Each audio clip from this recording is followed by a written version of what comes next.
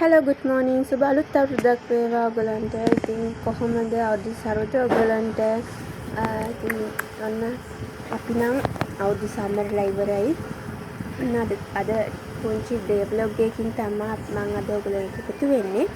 ඉතින් බලන්නකො මගේ කොල්ලෙමුගේ දඟ වැඩත් එක්ක තමයි උදේ අවදි වෙන්නේ. ඉතින් කොහොම ටික වෙලාවක් ඇඳේ ඉඳලා ඉතින් උදේට තේ හදලා තේක බොන්න තමයි දැන් අපි හදන්නේ. දැන් හස්බන්ඩ් බබා ගාව ඉන්නවා. ඒ අතරතුරේදී තමයි මම තේ හදන්නේ. ඉතින් බලන්නකෝ මම තේ ටික හදලා තේ ටික හදාගෙන ඉස්සරහට ගියා. ඒත් එක්කම මම ටක් ගාලා තේ ටිකක් බීලා ඉවර කරගෙන ඒත් එක්කම මම උයන්න තමයි ලෑස්ති වෙන්නේ උදේට. මොකද මේ වෙනකොට 8ත් පහ වෙලා. මොකද අද නිවාඩු දවස් නිසා ටිකක් දවල් වෙනකන් නිදා ගන්නවා. ඉතින් බබාටයි අපිටයි ටක් ගාලා උයලා ගත්තා. බලන්නකෝ ඉතින්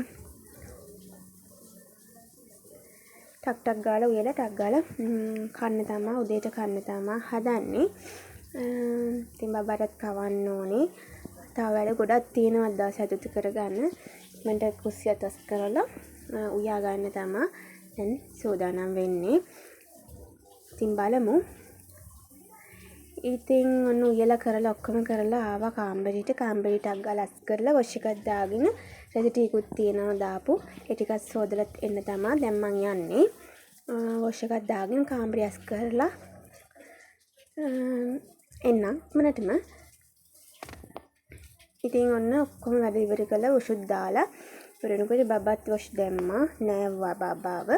අසනීපෙන් හිටියේ හින්දා ගොඩ දවසකින් යව නාවන්න බැරි වුණා. ඉතින් අද නාවලා දැන් යව දොයි කරවල තමයි මට රෙදි වනන්න යන්න වෙන්නේ. මොකද එයා අඬනවා.